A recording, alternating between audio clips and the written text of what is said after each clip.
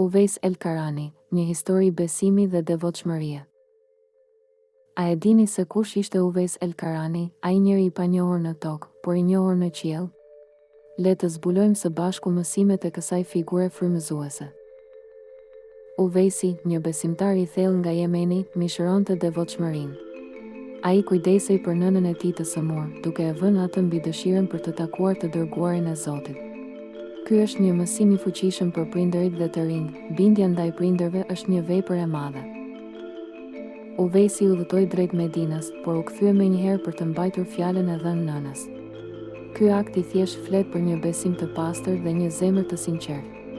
Ai na mëson se vlera jon nuk matet me famë, por me dashurinë e Zotit. Historia e Uvejsit na sfidon të reflektojmë mbi vlerat tona.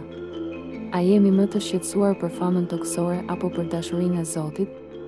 Le të diskutojmë këtë në familjet tona dhe të mësojmë nga shembulli i Uvejsit.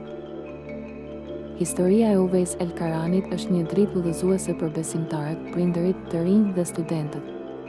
Ajo na kujton se të jesh i panjohur për botën, por i dashur për Zotin, është më e madhe se çdo lavdi toksore.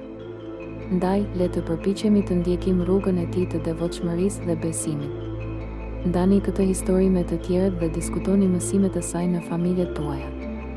Le të jetojmë një jetë që i pëlqen Zotit, duke ndjekur shembullin e Uvejsit.